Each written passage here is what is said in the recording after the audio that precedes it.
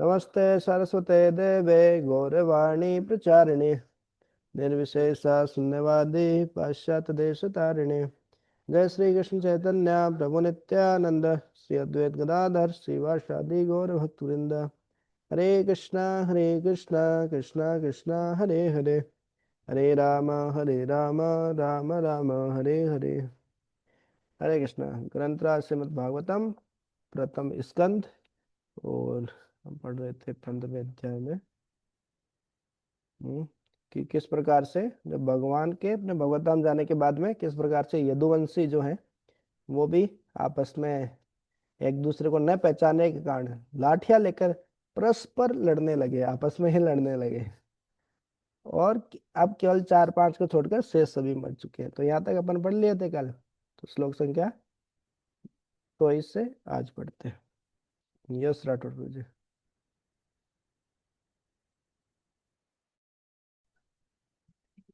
हरे कृष्णा प्रभु जी, दंडवत प्रणाम। प्रायेणेतद् भगवत् ईश्वरस्य विचेष्टितम् मिथो निघ्नन्ति भूतानि भावयन्ति च यन्मिथ। वास्तव में यह सब भगवान की इच्छा के फलस्वरूप है कि कभी कभी लोग एक दूसरे को मार डालते हैं और कभी कभी एक दूसरे की रक्षा करते हैं।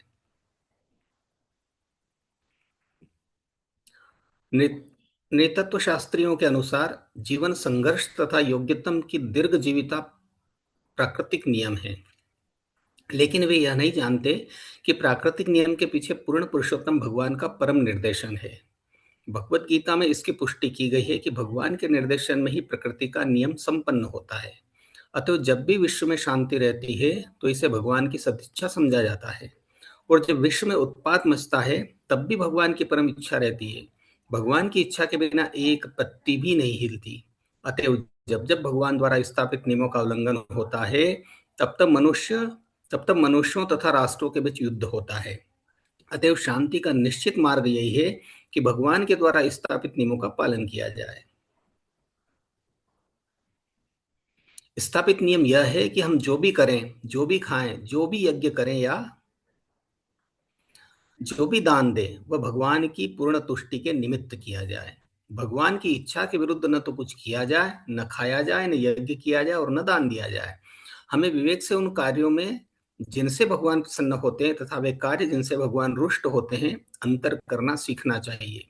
इसी तरह किसी कर्म का निर्णय भगवान की प्रसन्नता अथवा अप्रसन्नता से किया जाता है। इसमें वैयक्तिक स्वेच्छाचारिताओं के लिए कोई स्थान नहीं रहता। हमें सदैव भगवान की इच्छा के अनुसार चलना चाहिए। ऐसा कर्म योग कर्मसु कौशलम कहलाते हैं। अर्थात किए गए कर्म जो भगवान से संबंध होते हैं, यही है किसी वस्तु को ठीक से संपन्न करने की कला। हम्म तो कल जैसे ऊपर वाला श्लोक था कि किस प्रकार से यदुवंशी भगवान के जाने के बाद में दारू पी लिए सब। और दारू पीकर आपस में लड़ने लग गए। लड़ाई कर केवल ऐसे लड़ाई नहीं की, मतलब कोई ऐसे नहीं कि थोड़ा एक दूसरे को चाटा मार दिया, कुछ थोड़ा बहुत ऐसे हो गई, नहीं, एक दूसरे को मार ही डाला। मतलब 4-5 को छोड़कर सारे यदुवंशी मर गए उसमें। तो इस प्रकार से कोई सुनेगा है तो भ्रमित हो जाएगा, अरे भगवान के वंश को लोग ऐसे मार रहे हैं कि कैसे वो भगवान के वंश के हो सकते हैं, कैसे इस प्रकार से कैसे संभव है।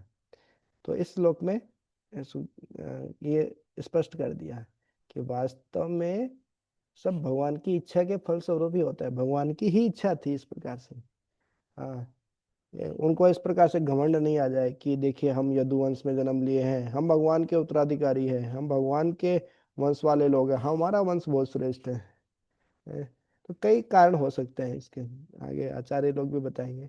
तो भगवान के कि पूरी इसको वंश को ही नष्ट कर दो, हैं? वो भी इस तरीके से नष्ट हुआ है कि मतलब दारू पीकर आपस में लड़ पड़े, लड़कर आपस में मर गए इस प्रकार से। तो इस प्रकार से भगवान की इच्छा ही सर्वोपरि है। भगवान की इच्छा के बिना बोले पत्ता भी नहीं हिलता, सही बात है, पत्ता भी नहीं हिलता है। तब तक भगवान भगवान अंतिम है, अंतिम सत्य है। भगवान की इच्छा ही सर्वोपरि है। जैसे भगवत गीता में भी हम देखे थे 5 कारण होते कोई भी कार्य करने की सफलता के लिए। अ, व्यक्ति का प्रयास है ना, कार्यम करण कर्तृत्व, करने वाला है, किन चीजों से कर रहा है, और सबसे अंतिम में है भगवान की कृपा। भगवान जब तक किसी चीज को सैंक्शन नहीं करेंगे, उसको पारित नहीं करेंगे, विधेयक पारित नहीं करेंगे, तो वो पास नहीं होगा। तो जो ये आपस में लड़े, यदुवंशी और मर गए, वो भी भगवान की इच्छा के कारण ही हुआ है। तो भगवान की इच्छा के कारण ही होता है जब कभी कभी लोग एक दूसरे को मार डालते हैं, युद्ध होता है दो देशों के बीच में, कई सारे लोग मारे जाते हैं, और कभी कभी एक दूसरे की रक्षा करते हैं, हैं? अंततः ये भगवान की इच्छा के कारण ही होता है सब। हाँ, ये बात सही है कि कर्मों का फल होता है, लेकिन कर्मों के फल को सैंक्शन करने वाले, कि कर्मों के फल को भी अनुमति देने वाले, ये कर्मों का नियम बनाने वाले भी भगवान ही है। वो उनको लांग भी सकते हैं, और जैसे हो सकता है कि कर्मों के नियमों के अनुसार हम सबको अभी साथ में नहीं आना था एक साथ, हाँ? कि आप कहाँ बैठे हैं, आप कहाँ के हैं, है ना, और मैं कहाँ बैठा हूँ। तो एक साथ अभी डेली डेली इस समय पे एक साथ आने का हमारा कोई ऐसा कोई था नहीं, ऐसी संभावना कभी सोची नहीं होगी आपने। लेकिन एक साथ बैठे हैं, श्रीधर प्रभु जी, राठौड़ प्रभु जी, कहाँ कहाँ से, है ना, इस प्रकार से। तो ये भी भगवान की इच्छा के कारण ही होता है अंततः। भगवान कर्मों के नियम में भी फेर डाल सकते हैं, तो किसी ना किसी कारण से ऐसा था हमारा कि हम एक साथ इस प्रकार से भागवत पढ़ रहे हैं एक साथ बैठ के। तो अंततः ये भगवान के ही कारण होता है। भगवान ही सैंक्शन करते हैं तभी होता है, नहीं तो ऐसे नहीं हो सकता है। तो तो इसलिए इसमें प्रभुपाद जी वही बताए, जैसे ऊपर वाले श्लोक में था, यत करोसि यत अश्नासि, है ना, इसमें भी बताया कि जो कि जीवन की सफलता इसी में है, जीवन की सिद्धि योग कर्मसु कौशलम, जो सारे कर्मों में करने का जो कौशल है, परफेक्शन है, सिद्धि है, वो है योग। योग में कार्य करना, कोई भी कार्य करते हैं हम भगवान की प्रसन्नता के लिए करते हैं। भगवान भगवत गीता में बोले, यद करोसि यद स्नासि यद जुहोसि ददासि यत, यत तपस्यसि कौन्तेय तत्कुरुष्व मदर्पणम। जो भी का आप कार्य कर रहे हैं, यद करोसि यद स्नासि, जो भी खा रहे हैं, यद जुहोसि ददासि यत, जो भी दान दे रहे हैं, जो भी इस प्रकार से दे रहे हैं, यद तपस्या, जो भी तपस्या करें, कुरुस्व तद मत अर्पण, मेरे को अर्पित करते हुए करो। तो यही मतलब कार्य तो हम भी वही करते हैं, वही उठना है, खाना है, पीना है, सोना है, लेकिन भगवान को याद करते हुए जो वो कार्य करते हैं, तो वो सब योग हो जाता है, वो योगमय हो जाता है, भगवतमय हो जाता है वो। और फिर हम कर्मों के नियम में नहीं फंसते हैं, और एक पूरा है ना, हमारी जो नरक की ओर हमारी ट्रेन जा रही थी, एकदम कंफर्म टिकट थी नरक की ओर, वो भगवत धाम की ओर हो जाती है उसका वो। तो छोटी सी चीज है, लेकिन कितना परिणाम, कितना विशद है, कितना अलग है, अंतर कितना अलग है। तो यही प्रभुपाद जी बता रहे कि हम उतनी बुद्धि हमारे अंदर हो कि भगवान भी, भगवान हमको पता होना चाहिए, इसके लिए थोड़ा शास्त्र वास्त्र पढ़े कि भाई कौन सा कार्य करने से भगवान प्रसन्न होंगे, कौन सा कार्य करने से भगवान नाराज होंगे। भगवान भी हमारी तरह एक व्यक्ति है, वो भगवत गीता बोले हैं, बताए कि हमको, मेरे को क्या पसंद है, क्या पसंद नहीं है। तो इस प्रकार से जो गुरु साधु शास्त्र के माध्यम से इस प्रकार से समझना चाहिए कि भगवान कैसे प्रसन्न होंगे, कैसे प्रसन्न नहीं होंगे। तो वैसे हम कार्य करेंगे तो भगवान प्रसन्न हो जाएंगे इस प्रकार से। तो वास्तव में ये जो नृतत्व शास्त्री जो वर्तमान में बताते हैं, जैसे हम वैज्ञानिक लोग हैं ये सब, वो बोलते हैं कि हाँ, जीवन एक संघर्ष है।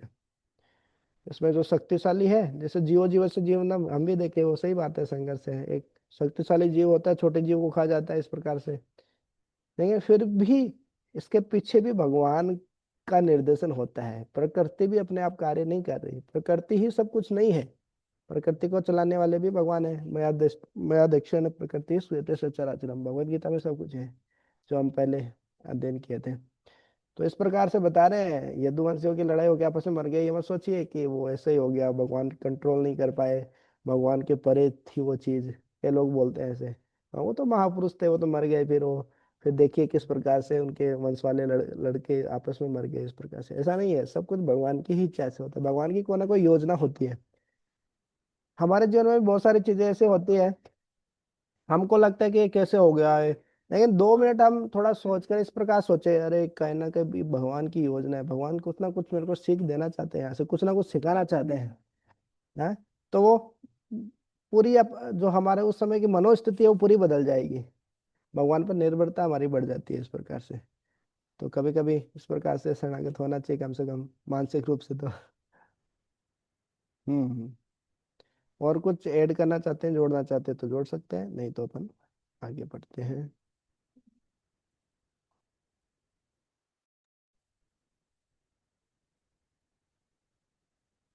जलोकसां जले यद्वन् महान्तोऽन्त्यनीयस दुर्बलान् बलिनो राजन्महान्तो बलिनो मिथ एवं बलिष्ठैर्युदुर्विर्म हद्भिरितरानभिभूः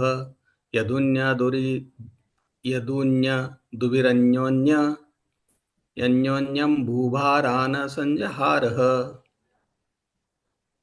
हे राजन, जिस तरह समुद्र में बड़े तथा बलशाली जलचर छोटे मोटे तथा निर्बल जलचरों को निगल जाते हैं, उसी तरह पूर्ण पुरुषोत्तम भगवान ने भी धरती का भार हल्का करने के लिए निर्बल यदु को मारने के लिए बलशाली यदु को और छोटे यदु को मारने के लिए बड़े यदु को भिड़ा दिया।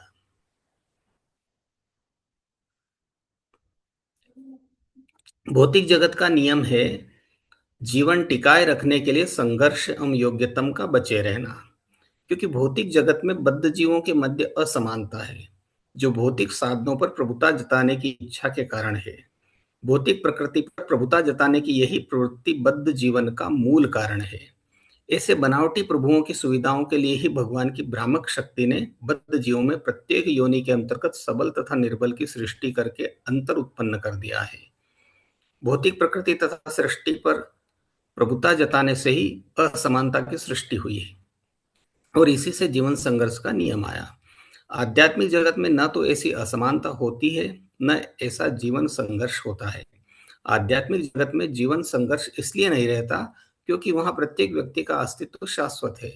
वहां असमानता इसलिए नहीं रहती क्योंकि प्रत्येक व्यक्ति परमेश्वर की सेवा करना चाहता है और कोई भी खुद लाभ लेने के लिए भगवान बनने की नकल नहीं करता। भगवान हर वस्तु के, यहाँ तक कि जीवों के भी सृष्टा होने के कारण प्रत्येक वस्तु के भोक्ता हैं। लेकिन भौतिक जगत में माया के जादू से पूर्ण पुरुषोत्तम भगवान के साथ का यह नित्य संबंध भुला दिया जाता है। अतएव जीव जीवन टिकाए रखने के लिए संघर्ष तथा योग्यतम का बचे रहना नियमों के द्वारा बद्ध हो जाता है। हम्म। तो जीवो जीवस्य जीवनम तो भगवान की ही योजना है, मतलब ये एक तरीके से माया देवी के द्वारा इस प्रकार से कि किसी को बहुत शक्तिशाली बनाते हैं, कोई बहुत कमजोर सा होता है, तो कमजोर का शोषण होना स्वाभाविक है। हम आसपास भी देखते हैं इस प्रकार से। तो समुद्र में बड़े तथा बलशाली जलचर छोटे मोटे तथा निर्बल जलचरों को निकल जाते हैं।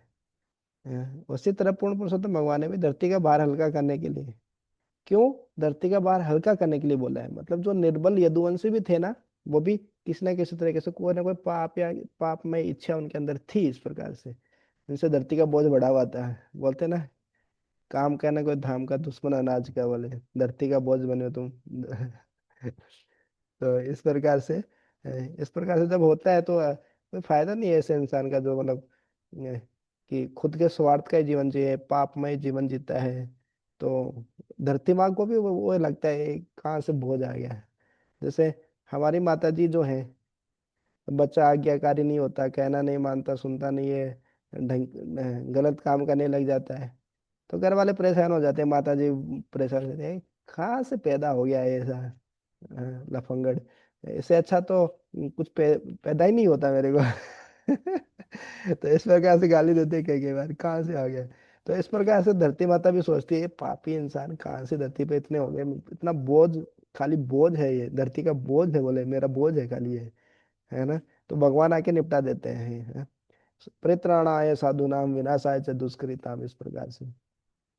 तो यदुवंशियों में भी इस प्रकार से भगवान, भगवान को आने की जरूरत नहीं है अवतार लेने की, भगवान इस प्रकार से भी कर सकते हैं वो है कि एक दुर्बल है वो, जो सबल शक्तिशाली है वो दुर्बल को इस प्रकार से मार देगा, भगवान को आने की क्या जरूरत है, इस प्रकार से कर सकते हैं। अपने भक्तों के लिए भगवान आते हैं, भक्तों से प्रेम बहुत करते हैं, तो भक्त लोग उनके बारे में और जाने, उनके पास में जाए भक्त लोग।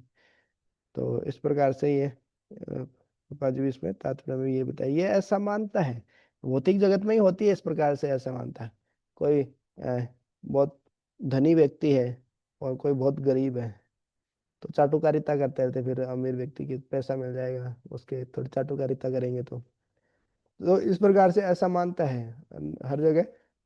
अमीर व्यक्ति का एक अलग ही स्टैंडर्ड होता है, गरीब के साथ नहीं बैठता वो। देखो भक्त बन जाए तो बात अलग है, नहीं तो एक अमीर व्यक्ति का अलग स्टेटस होता है, गरीब लोगों के साथ बैठेगा तो उसका स्टेटस कम हो जाएगा ना। हाँ, तो गरीब के साथ नहीं, उसका अलग ही, बड़े लोगों के साथ इसका बैठना चलना सब वो उसी के साथ होता है।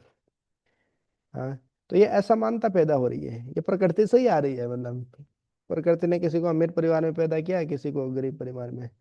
कोई एकदम शक्तिशाली शरीर है, हट्टा कट्टा शरीर है, कोई एकदम एकदम वैसे एकदम दुबला पतला ही रहता है बेचारा, कितना भी खा ले, कितना ही कुछ कर ले, जिम कर ले, बहुत कुछ कर ले, लेकिन हो, होता ही नहीं, शरीर को लगता ही नहीं है?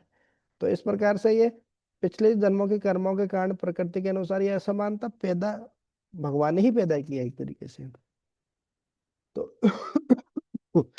तो जो भक्त लोग होते हैं वो तो समझ जाते हैं, अरे सब भगवान की जीवात्माएं हैं, ये अलग अलग कर्मों के कारण अलग अलग शरीर में है, तो सब में कोई ना कोई कमी है, ऐसा कोई भी परिपूर्ण कोई महान भक्त जिसमें कोई कमी नहीं हो, ऐसा कोई शुद्ध भक्त यहाँ भौतिक जगत में कोई नहीं है।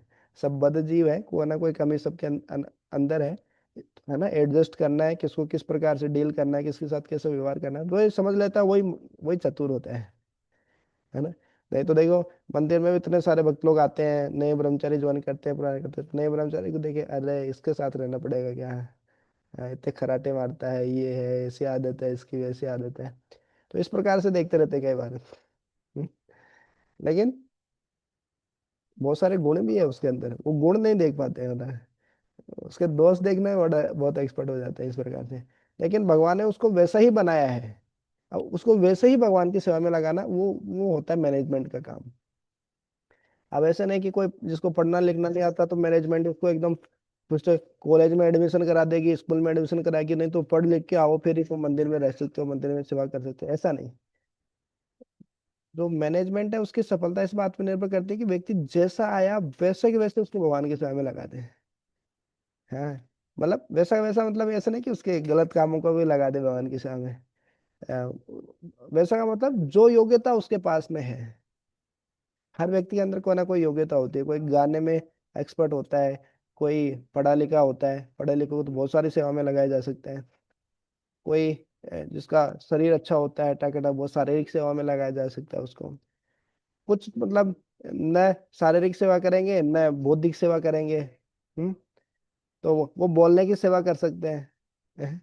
तो इस प्रकार से वाणिक सेवा भी वो भी जरूरत है, प्रचार कर सकते हैं। तो इस प्रकार से तो कहीं ना कहीं प्रकार से दिमाग लगा, मैं देखा मंदिर में, उज्जैन मंदिर में कहीं ना कहीं इंगेज अथॉरिटी जो है उसको एंगेज कर ही देती है, कहीं ना कहीं सेवा में उसको लगा ही देती है। मैंने कहा ये तो बहुत बड़ी बात है। बाहर कंपनी वाले रिजेक्ट कर देते हैं, भग जाओ, हम आपको जॉब नहीं दे सकते। लेकिन ये ऐसी कंपनी है मंदिर, मतलब हर कैसा भी व्यक्ति आ जाए यहाँ पे, हर किसी को कोई ना कोई सेवा में लगा ही देते हैं। हाँ, कोई सेवा करना ही नहीं चाहिए, मतलब करना ही नहीं चाहता तो बात अलग है, फिर वो अलग केस हो जाता है।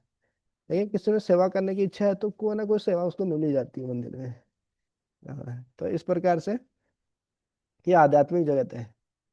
लेकिन भौतिक जगत में भेदभाव होता है, अरे ये कालिया कहाँ से आ गया, इसको हमारे साथ नहीं रखेंगे, ये छोटा कहाँ से आ गया, ये बंगाली कहाँ से आ गया, ये नेपाली कहाँ से आ गया, ये कहाँ से आ गया। तो इस प्रकार से इतना भेदभाव होता है, चमड़ी के आधार पे, रंग के आधार पे, जाति के आधार पे, ये सब है। लेकिन ये भौतिक दृष्टिकोण है, ये माया देवी का अरेंजमेंट है। आध्यात्मिक जगत में आध्यात्म, देखे ना इस्कॉन में अफ्रीका के भी भक्त रहते हैं, अमेरिका भी के भी रहते हैं, यूरोप के भी रहते हैं, सब एक साथ रह के डांस करते हैं। बहुत सारे ऐसे वीडियो में आपको मिल जाएंगे। तो कैसे कर लेते हैं, आध्यात्मिक चेतना के कारण कर लेते हैं। तो ये, और समानता क्या है, आध्यात्मिक समानता है, सब चार नियम पालन करते हैं, साफ सुथरे रहते हैं, भगवान का नाम जप कर रहे हैं, तो सब भक्त लोग, फिर कोई विभिन्नता नहीं, कोई असमानता नहीं रहेगी इस प्रकार से।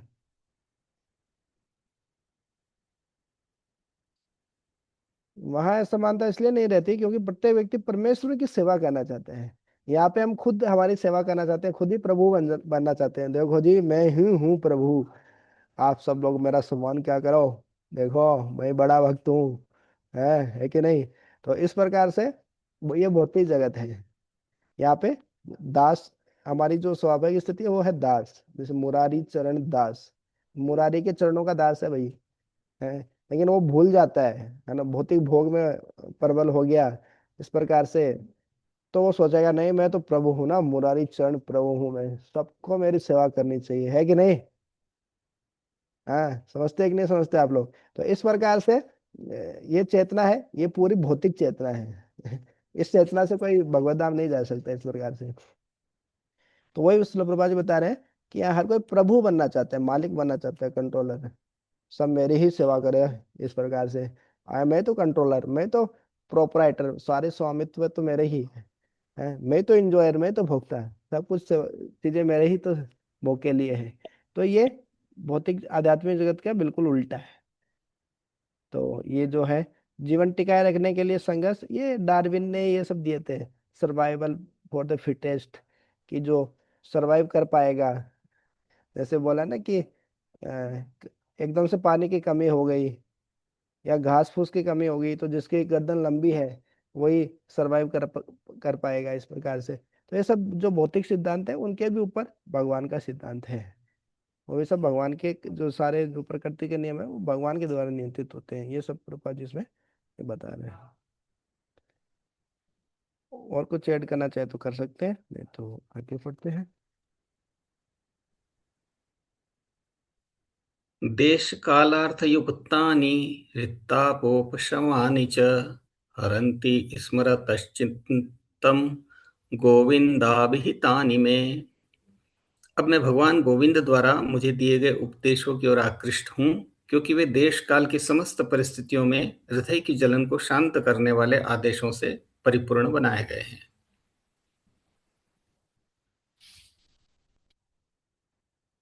यहाँ पर अर्जुन का संकेत भगवत गीता के उपदेश की ओर है, जिसे भगवान ने कुरुक्षेत्र के युद्ध स्थल पर प्रदान किया था। भगवान के द्वारा दिए गए भगवत गीता उपदेश न केवल अर्जुन के लाभ के लिए थे, अपितु समस्त देशों तथा समस्त काल के लिए हैं। पूर्ण पुरुषोत्तम भगवान द्वारा कही गई भगवत गीता समस्त वैदिक वांग्मय का सार है। जिन लोगों के पास उपनिषद, पुराण तथा वेदांत सूत्र सरी के विशाल वैदिक ग्रंथों को पढ़ने के लिए समय नहीं है, उनके लिए स्वयं भगवान यह ग्रंथ सुंदर ढंग से प्रस्तुत किया है। यह ग्रंथ महान पौराणिक महाकाव्य महाभारत के अंतर्गत आता है, जिसे विशेष रूप से कम बुद्धिमान श्रेणी के लोगों के लिए, यथा स्त्रियों, श्रमिकों तथा ब्राह्मण, क्षत्रिय और उच्च वर्गीय वैश्यों की अयोग्य संतानों के लिए तैयार किया गया है। अर्जुन के मन में कुरुक्षेत्र के युद्ध स्थल में जो समस्या उठी थी, वह भगवत गीता की शिक्षाओं से हल हो गई थी। अब जबकि भगवान पृथ्वी के लोगों की दृष्टि से ओझल हो चुके थे और अर्जुन अपने पराक्रम तथा प्राधान्य को खोने जा रहा था, तो उसने पुनः भगवत गीता की महान शिक्षाओं का स्मरण करना चाहा, क्योंकि वह लोगों को शिक्षा देना चाह रहा था कि न केवल समस्त प्रकार के मानसिक क्लेशों में सांत्वना दिलाने के लिए, अपितु संकट उपस्थित होने पर बड़ी-बड़ी कठिनाइयों से निकलने के लिए भगवत गीता से निराकरण किया जा सकता है। कृपा सिंधु भगवान अपने पीछे भगवत गीता की महान शिक्षाएं इसलिए छोड़ते गए, जिससे मनुष्य भगवान के भौतिक दृष्टि से अदृश्य होने पर भी उनकी शिक्षाओं को ग्रहण कर सके। भौतिक इंद्रियों से परमेश्वर का अनुमान कोई नहीं लगा सकता, लेकिन भगवान अपनी अचिंत्य शक्ति से पदार्थ के माध्यम से बद्ध जीवों की इंद्रियों द्वारा अनुभूति किए जाने के लिए अवतार ले सकते हैं, क्योंकि पदार्थ भी भगवान की प्रकट शक्ति का दूसरा रूप है। इस तरह भगवत गीता या भगवान की कोई भी प्रामाणिक शास्त्र शब्द अभिव्यक्ति भी भगवान का अवतार है। भगवान की ध्वनि अभिव्यक्ति में और स्वयं भगवान में कोई अंतर नहीं है। कोई भी मनुष्य भगवत गीता से वही लाभ उठा सकता है जो अर्जुन ने भगवान की व्यक्तिगत उपस्थिति में उठाया था। कोई भी श्रद्धालु मनुष्य जो भवबंधन से मुक्त होने का इच्छुक रहता है, वह भगवत गीता से बहुत आसानी से लाभ उठा सकता है। इसी दृष्टि से भगवान ने अर्जुन को उपदेश दिया, मानो उसे इसकी आवश्यकता थी। भगवत गीता में 5 महत्वपूर्ण ज्ञान की बातें खोज निकाली गई हैं, जिनका संबंध परमेश्वर, जीव, प्रकृति, देश और काल तथा कर्म विधान से है। परमेश्वर तथा जीव गुणात्मक रूप से एक है। दोनों का अंतर पूर्ण तथा उसके अंश के अंतर जैसा है। प्रकृति जड़ पदार्थ है, जिसमें 3 विभिन्न गुणों की अंतःक्रिया होती रहती है, और शाश्वत समय तथा असीम अवकाश भौतिक प्रकृति के परे माने जाते हैं। जीव कार्यकलाप, विभिन्न प्रकार की मनोवृत्तियां हैं जीव को प्रकृति के।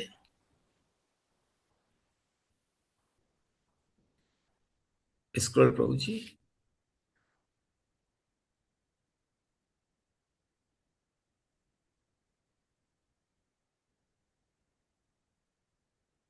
प्रभु जी स्क्रॉल कीजिएगा।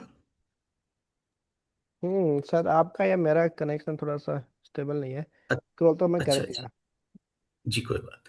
जो जीव को जो जीव को प्रकृति के भीतर तथा बाहर जकड़ सकती है या मुक्त कर सकती है, इन सभी विषयों की संक्षिप्त व्याख्या भगवत गीता में हुई है। और इसके आगे प्रबुद्ध करने के लिए श्रीमद् भागवत में भी उसका विस्तार किया गया है। इन 5 विषयों में से परमेश्वर, जीव, प्रकृति तथा देश काल शाश्वत है। लेकिन इनमें से जीव, प्रकृति तथा काल परमेश्वर के नियंत्रण में रहते हैं, जो स्वयं परम तथा किसी अन्य नियंत्रण से पूरी तरह स्वतंत्र होते हैं। परमेश्वर परम नियंता है। जीव की भौतिक गतिविधि अनादि है, लेकिन इसे आध्यात्मिक गुण में स्थानांतरित करके ठीक किया जा सकता है। इस तरह भौतिक गुणात्मक प्रतिक्रियाओं में नहीं रह जाती। भगवान तथा जीव दोनों प्रबुद्ध हैं और उनकी पहचान जीवित शक्ति के रूप में होती है। लेकिन प्रकृति की अवस्था, जिसे महत तत्व कहते हैं, उसके अंतर्गत जीव अपनी गलत से पहचान करता है कि वह भगवान से भिन्न है। वैदिक वाङ्मय की पूरी योजना ऐसी भ्रांत धारणा को निर्मूल करने के निमित्त है और इस तरह जीव को भौतिक पहचान के भ्रम मोह से मुक्त करती हाँ। है। जब यह ब्रह्म मोह ज्ञान तथा वैराग्य से समूल नष्ट हो जाता है, तो जीव कर्ता तथा भोक्ता दोनों का उत्तरदायित्व संभालता है। भगवान में भोग की भावना वास्तविक है, लेकिन जीव में ऐसी भावना मात्र मन चाहे इच्छा है। भावना का यह अंतर ही दो स्वरूपों का, भगवान तथा जीव का अंतर है। अन्यथा भगवान और जीव में कोई अंतर नहीं होता। अतः जीव सदैव एक साथ एक तथा भिन्न होता है। भगवत गीता का सारा उपदेश एकमात्र इसी सिद्धांत पर आधारित है। भगवत गीता में भगवान तथा जीव दोनों को सनातन कहा गया है और भगवान का धाम जो भौतिक आकाश से बहुत दूर है, उसे भी सनातन बताया गया है। जीव को भगवान के सनातन जगत में रहने के लिए आमंत्रित किया जाता है और जहां आत्मा की मुक्त क्रियाशीलता प्रकट होती है, उस भगवान के धाम में पहुंचने की विधि को सनातन धर्म कहा जाता है। किंतु भौतिक पहचान ही भ्रांत धारणा से मुक्त हुए बिना कोई भगवत धाम नहीं पहुंच सकता। मत भगवत गीता हमें सिद्धि की इस अवस्था को प्राप्त करने के सूत्र उपलब्ध करती है। भौतिक पहचान की भ्रांत धारणा से मुक्त होने की विधि अलग अलग अवस्थाओं में सकाम कर्म से लेकर अनुभव सिद्ध दर्शन, भक्तिमय सेवा तथा दिव्य अनुभूति कहलाती है। ऐसी दिव्य अनुभूति तभी संभव है जब उपयुक्त सारी बातें भगवान के साथ जोड़ दी जाएं। वेदों द्वारा निर्दिष्ट मनुष्यों के कर्तव्य धीरे धीरे बद्ध जीव के पापी मन को धीरे धीरे शुद्ध कर सकते हैं और उसे ज्ञान की अवस्था तक ले जा सकते हैं। ज्ञान प्राप्त करने की शुद्ध अवस्था भगवान की भक्तिमय सेवा का आधार बनती है। जब तक मनुष्य जीवन की समस्याओं का हल ढूंढता रहता है, तब तक उसकी जानकारी ज्ञान या शुद्ध ज्ञान कहलाती है। किंतु जीवन के वास्तविक हल की अनुभूति होने पर मनुष्य भगवान की भक्तिमय सेवा में लग जाता है। भगवत गीता का शुभारंभ जीवन की समस्याओं से होता है, जिसमें पदार्थ के तत्वों को आत्मा से अलग करके देखा जाता है और हर तर्क से यह सिद्ध किया गया है कि आत्मा सभी परिस्थितियों में अविनाशी है और पदार्थ का बाह्य आवरण मन तथा शरीर परिवर्तित होकर फिर से इस संसार में आते हैं, जो दुखों से भरा हुआ होता है। अतएव भगवत गीता के विभिन्न प्रकार के कष्टों को समाप्त करने के लिए और अर्जुन के इस महान ज्ञान का आश्रय लिया, जो उन्हें कुरुक्षेत्र के युद्ध में प्रदान किया जा चुका था। हरे कृष्ण। हरे तो कृष्ण। वो सुंदर वर्णन किया।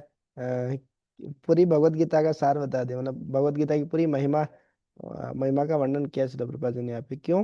क्योंकि श्लोक में यही आया था, मतलब कि अर्जुन ने किस प्रकार से अपने जो भगवान ने उनको भगवत गीता सुनाई थी उसको याद किया, और वर्तमान में जो समस्या थी उनके जीवन में उसका समाधान वो ढूंढ रहे उसमें। कि मतलब अम, महाभारत का युद्ध शुरू होने से पहले भगवत गीता सुनाई थी, अर्जुन बहुत कंफ्यूजन में थे, भ्रम में थे। उसके बाद में भगवान, अर्जुन लास्ट में बोले, है ना, गत संदेह है, मेरा संदेह नष्ट हो गया, स्थितोस्मि, मैं मेरी वास्तविक स्थिति में स्थित हो गया हूँ, तत्प्रसादात मैं अच्युत, आपकी कृपा से है अच्युत। तो पहले कार्पण्य दोष उपहत स्वभाव इस प्रकार से बताए थे। तो अब ऐसा नहीं कि उस समय उनका, अर्जुन का संशय खत्म हो गया, बाद में नहीं होगा भगवत गीता से। भगवत गीता मतलब हमने वास्तव में सही तरीके से पढ़ी है, प्रामाणिक गुरु के आश्रय में, साधु के आश्रय में पढ़ी है, तो जीवन के हर परिस्थिति में हमको ये सहायता करती है। लेकिन हम भूल जाते हैं, इसलिए बार बार शास्त्रों को पढ़ना चाहिए। ऐसे शास्त्रों में ही आता है कि भागवत में कि बार बार पढ़ना चाहिए ताकि हम चीजें भूले नहीं। तो वही बोल रहे हैं अर्जुन, मैं भगवान गोविंद द्वारा मुझे दिए गए उपदेशों की ओर आकृष्ट हूँ, मैं भगवत गीता के प्रति आकृष्ट हूँ। तो केवल भगवत गीता मतलब खाली श्लोक बोलने के लिए, या घर में एक लाल कपड़े में बांध के रखने के लिए, या इस प्रकार से कभी श्लोकों का पाठ करने के लिए ही नहीं है, उसको व्यवहारिक जीवन में लगाने के लिए भी है। ज्यादातर लोग देखा मैं, गीता के श्लोक भी याद है, भगवत गीता पढ़ते भी हैं, लेकिन अर्थ पता नहीं है। अर्थ पता नहीं है तो ठीक है, फायदा तो मिलेगा, श्लोक बोलने का फायदा तो है, लेकिन उसको व्यवहारिक जीवन में नहीं लगाएंगे तो उतना फायदा नहीं है। हैं? व्यवहारिक जीवन में भी उसको लगाना कि विपरीत परिस्थितियों में भी कैसे संभाव रह सकते हैं, हमको भी कैसे सहन कर सकते हैं, इस प्रकार से तो उसको वो याद कर रहे हैं अर्जुन। क्योंकि वे देश काल की समस्त परिस्थितियों में हृदय की जलन को शांत शांत करने वाले हैं। बहुत सारी समस्याएं आती है जीवन में, है ना, स्किन डिजीज हो गई, है ना, त्वचा की बीमारी हो जाएगी, है ना, श्वास की बीमारी हो गई, किडनी की, लीवर की, कोई ना कोई बीमारी होती रहती है। अलग अलग बीमारियों का अलग अलग इलाज है। लेकिन भगवत गीता ऐसा इलाज है, भव रोग का ही इलाज है, मतलब पूरे शरीर का ही ट्रीटमेंट है एक साथ। दोबारा से जन्म ही नहीं होगा, भौतिक जन्म। तो ये देश काल परिस्थिति सबके परे है, मतलब ये शाश्वत औषधि है ये, तो हृदय की जलन को शांत करने वाली है। संसार दावानल निर्लय, सब कोई का हृदय जल रहा है एकदम आग से। कोई काम वासना से जल रहा है, काम वासना को शांत नहीं कर पाता, कोई क्रोध से जलता है, कोई ईर्ष्या से जलता है। पड़ोसी सुखी है, पड़ोसी ज्यादा धनवान होता जा रहा है, पड़ोसी ने ये कर लिया वो कर लिया, तो वो हृदय जल जल रहा है। काम क्रोध लोभ मोह मद मत्सर्य है, आदि देविक आदि भौतिक आदि आत्मिक क्लेश है, जन्म मृत्यु जरा व्याधि सबके जीवन में है। तो इस प्रकार से सबका हृदय जल रहा है, अंगारा। हमारा हृदय जलता तो रहता ही है, फिर हम दिन भर बातें भी वही करते हैं, ये हो गया वो हो गया, दुनिया भर की बात मतलब अंगारा जल रहा है हमारे हृदय में, और उसको हम फूंक मारते रहते हैं। फूंक नहीं लेके मारते हैं जिस प्रकार से, है ना, चूल्हे में मारते हैं, तो वो आग और जलती है, ऐसा है। तो ऐसा ही हम भी ऐसा ही करते रहते हैं। लेकिन जो अर्जुन है वो सिखा रहे हैं कि ऐसा नहीं करना है। भगवत गीता के जो सिद्धांत है, जो भगवत गीता आपने पढ़ी है, उसको व्यवहारिक जीवन में लगाइए। अनर्थों को पोषण देने के बजाय अर्थों को पोषण दीजिए, ना भगवान का चिंतन करेंगे तो ये सब शांत हो जाएंगे इस प्रकार से। तो शिल प्रभुपाद जी वही भगवत गीता की पूरी महिमा बताए। भगवत गीता में क्या बताए हैं? ईश्वर, प्रकृति, जीव, काल और कर्म, ये पांच चीजें बताई हैं भगवत गीता में मुख्यतः। पांच टॉपिक है भगवत गीता के, लेकिन सब चीजें तो लगभग फिक्स ही है। एक कर्म, वो हमारे हाथ में है, हम क्या कर्म करने चाह रहे हैं, हम चॉइस क्या करेंगे वो हमारे हाथ में है। सही काम करने की चॉइस कर सकते हैं, गलत काम भी करने की चॉइस कर सकते हैं। रजोगुण तमोगुण में होंगे तो गलत काम करने की ही चॉइस करेंगे हम, तुरंत मजा चाहिए हमको। हाँ, लेकिन सत्वगुण में होंगे तो थोड़ा बुद्धि का प्रयोग कर सकते हैं, क्या सही है क्या गलत है, जीवन में सोच सकते हैं कोई भी कार्य करने से पहले, इस प्रकार से लंबे समय तक फायदा। जैसे कोई स्टूडेंट थोड़ा बुद्धिमान होता है, वो सोच पाता है कि हाँ अभी पढ़ाई कर लेते हैं, फिर नहीं तो पूरा जीवन बर्बाद हो जाएगा। कम बुद्धिमान होते हैं वो ऐसे सोच नहीं पाते हैं, वो पढ़ाई वढ़ाई पे बिल्कुल ध्यान नहीं देते। तो उसी प्रकार से कोई भी हम इंजॉयमेंट करते हैं, तो कोई भी कार्य करते हैं, तो सोच सकते हैं कि इसका परिणाम क्या होगा। तो इस प्रकार से भगवत गीता को, हर समस्या का निराकरण है भगवत गीता में। भगवत गीता से निराकरण किया जा सकता है बड़ी से बड़ी कठिनाइयों का भी। तो ये प्रभुपाद जी पूरी भगवत गीता की महिमा बताई। भगवान का नाम, भगवान की वाणी, भगवत गीता, है ना, भगवान का धाम, ये सब भगवान से अभिन्न है, भगवान से अलग नहीं है। इस पॉइंट पे प्रभुपाद जी जोड़ती है, वो बहुत महत्वपूर्ण है। लोगों का भगवान के नाम पे ही विश्वास नहीं होता है। बोले हरे कृष्णा हरे रामा वाले, उनके पास कोई काम ही नहीं, देखो नहीं तो हरे कृष्णा हरे रामा ही करते रहते हैं उन लोग, ऐसे ही बोलते हैं बात। मतलब हरे कृष्णा हरे रामा करना कोई छोटी बात है क्या? भगवान नाम की महिमा पता नहीं उनको। तो इस प्रकार से भगवत गीता की महिमा के बारे में बताया। महतत्व जो है, सारे सारे जीव महतत्व से निकल निकल के आते हैं, तो भ्रम में रहते हैं कि मैं शरीर हूँ, शरीर को सब कुछ मानते हैं।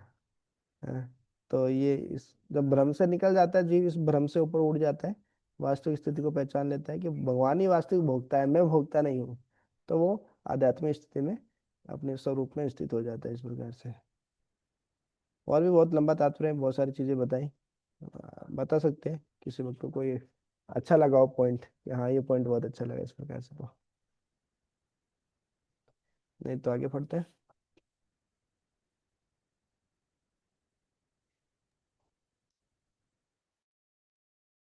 सुत उवाच एवं चिन्तयतो जिष्णोः कृष्णपादसरोरुहं सौहार्देनातिगाढेन शान्ता मतिः। सुत गोस्वामी ने कहा, इस प्रकार भगवान के उपदेश जो अत्यधिक घनिष्ठ मित्रता में प्रदान किए गए थे, उसके विषय में सोचने में तथा उनके चरण कमलों का चिंतन करने में तल्लीन अर्जुन का मन शांत और समस्त भौतिक कल्मश से रहित हो गया। चूंकि भगवान परम पूर्ण है, अतएव उनका गहन ध्यान योगिक समाधि के समान ही है। भगवान अपने नाम रूप गुण लीलाओं पार्षदों तथा विशिष्ट कर्मों से अभिन्न है। अर्जुन भगवान कृष्ण द्वारा कुरुक्षेत्र के युद्ध स्थल में उसे दिए गए उपदेशों का चिंतन करने लगा। उन्हीं उपदेशों से अर्जुन के मन का भौतिक कल्मश नष्ट हो गया। भगवान सूर्य के समान है। सूर्योदय का अर्थ है अंधकार या अज्ञान का तत्काल दूर होना, और भक्त के मन में भगवान के प्राकट्य से तुरंत ही कष्टप्रद भौतिक प्रभाव दूर हो जाते हैं। अतएव संसार के समस्त कल्मश से सुरक्षा के लिए भगवान चैतन्य ने भगवान के नाम का निरंतर कीर्तन करने के लिए संस्तुति की है। निसंदेह निसंदेह भक्त के नाम का निरंतर निसंदेह भक्त के लिए भगवान का वियोग कष्टप्रद होता है, लेकिन इसका संबंध भगवान से है, अतएव इसका विशेष दिव्य प्रभाव पड़ता है जो हृदय को शांत बनाता है। वियोग की अनुभूति दिव्य आनंद का स्रोत भी बनती है, और इसकी तुलना कभी भी कलुषित भौतिक वियोग से नहीं की जा सकती। हरे कृष्ण। तो बहुत ही महत्वपूर्ण है कि किस प्रकार से भगवान के उपदेश जो भगवान से अभिन्न है, भगवत गीता का चिंतन करते हैं।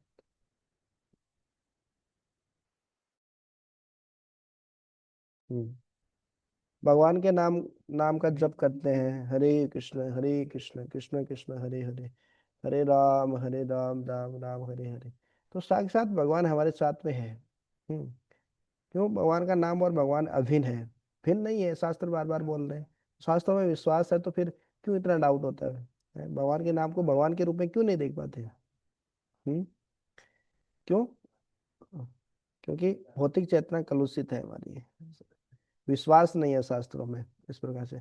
तो इस प्रकार के भगवान के उपदेश, भगवत गीता के श्लोक हम याद कर रहे हैं, उनका ध्यान कर रहे हैं, बैठे बैठे चिंतन कर रहे हैं कि भगवान ने ये श्लोक बोला, उसके बाद ये बोला, ये बोला, उसका अर्थ ये था, मन मना भव बंद भक्तो मध्य जी माम नमस्कुरु। फिर भगवान ध्यान योग का जब चैप्टर बोल रहे हैं तो ध्यान योग में मन के बारे में कितना बोल रहे हैं। ध्यान योग पूरा मन के बारे में ही है, मन को कैसे नियंत्रित किया जा सकता है। मन नियंत्रण में है तो वो हमारा मित्र है, मन नियंत्रण में नहीं है तो हमारा वही परम शत्रु भी हो जाता है। बंधुरात्मा आत्मनस्तस्य येन आत्मा एव आत्मना जीता है। तो इस प्रकार से हम भगवत गीता के श्लोकों का ध्यान कर रहे हैं, भगवान का नाम का जप कर रहे हैं, भगवान का ध्यान कर रहे हैं, भगवान के विग्रह का ध्यान कर रहे हैं, तो हम भगवान का ही संग कर रहे हैं वास्तव में। हम्म, हाँ। तो उससे क्या होता है? भगवान के विषय में सोचने से तो उनके चरण कमलों का चिंतन करने से क्या होता है? मन शांत हो जाता है और सारे समस्त भौतिक कलमश से रहित हो जाते हैं। जितने प्रकार की गंदगी है, कलमश है, वो सब खत्म हो जाती है और मन शांत हो जाता है। इसी को बोलते हैं समाधि। समाधि मतलब हम क्या सोचते हैं, ऐसे समाधि लगा के बैठ गए एकदम आंखें बंद करके कुछ भी सोचना, वो थोड़ी समाधि होती है। समाधि मतलब भगवान के बारे में सोचना। धा- यम नियम आसन प्राणायाम प्रत्याहार धारणा ध्यान समाधि। समाधि मतलब अब्जॉर्प्शन। भक्ति मतलब अब्जॉर्प्शन, अब्जॉर्ब हो जाना है, अपने पूर्ण रूप से तल्लीन हो जाना भगवान के बारे में चिंतन में, वही समाधि है। तो ऐसा नहीं कि समाधि के लिए आपको सब कुछ छोड़ छाड़ना पड़ेगा, घर का काम छोड़ दो, ये काम छोड़ दो, नौकरी छोड़ दो और एक जगह ऐसे बैठ जाओ और ऐसे अब्जॉर्ब हो जाएंगे, तल्लीन हो जाएंगे भगवान से। नहीं। कुकिंग यद करोसी यद स्नासी यद जुहोसी, कुकिंग कर रहे हैं, अरे भगवान के लिए कर रहे हैं, है ना? कीर्तन करते करते रोटी रोटी बना रहे हैं ऐसे, है। हरे कृष्णा हरे कृष्णा कृष्ण कृष्णा हरे हरे डाल दिया तवे पे। तो वो भी समाधि है। भगवान के चिंतन करते हुए कोई भी कार्य करना वो भी समाधि है। इसके लिए नहीं कुछ अलग से कुछ करना पड़ेगा, कार्य छोड़ना पड़ेगा, ऐसा कुछ नहीं है।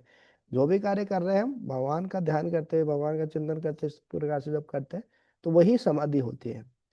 घर का काम करने वाली एक गृहिणी, तो बाहरी रूप से देख सकते हैं कि घर गृहस्थी में फंसी हुई है इस प्रकार से, वो भी भगवान का चिंतन करते हुए इस प्रकार से जब सेवा करती है तो वो भी भक्ति हो जाती है, वो भी समाधि ही होती है।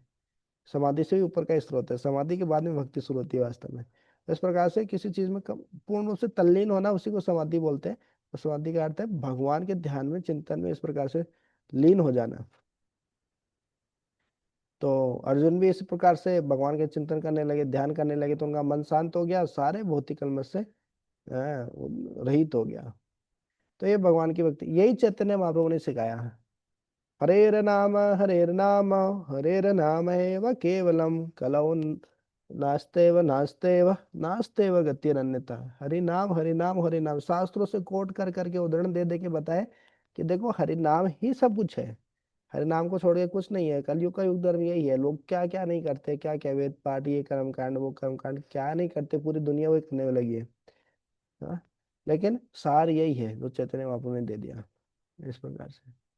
तो भगवान का वियोग कष्टप्रद है, अर्जुन को बहुत दुख हो रहा था। है, जैसे घर में कोई शरीर छोड़ देता है या कुछ पति पत्नी दूर हो जाते हैं, बहुत कष्ट लगता है। माता पिता से बच्चा दूर हो जाता है, बच्चे को कष्ट लगता है, माता पिता को कष्ट लगता है। हाँ, लेकिन भगवान के साथ ये जो वियोग है, गुरु के साथ जो वियोग है, गुरु एक व्यक्ति नहीं है, गुरु एक तत्व है। कल हम गए थे, वो जो बता रहा था मैं उज्जैन में, आश्रम में, तो वो सही बात लिखी थी एक, वो हमारी भी वही शिक्षा है। गुरु एक व्यक्ति नहीं है, गुरु एक तत्व है।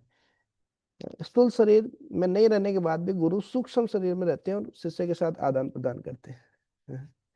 तो इस प्रकार से भगवान भी भक्त के साथ हमेशा आदान प्रदान करते हैं, भले ही अभी हमारे आंखों के सामने हमको नहीं दिखे। लेकिन भगवान से वियोग भी क्या है, एक प्रकार का दिव्य आनंद है। विरह भाव में भक्ति और भी श्रेष्ठ है इस प्रकार से। तो इस प्रकार से जो भौतिक विरह होता है वो उससे तुलना नहीं कर सकते आध्यात्मिक विरह की। तो इस प्रकार से श्लोक प्रभुपाद जी इसमें बताए। तो इसके आगे हम 29 नंबर श्लोक से कल पढ़ेंगे। हरे हरे कृष्ण। कृष्ण प्रभु दंडवत प्रणाम। हरे कृष्ण, दंडवत प्रणाम। वांछा कल्पतरुभ्यश्च कृपा सिंधुभ्यश्च पतितानां पावनेभ्यो वैष्णवेभ्यो नमो नमः। अनंत कोटि वैष्णव अनंत की जय, श्रील प्रभुपाद की जय, निताई गौर प्रेमानंदे। हरि हरि।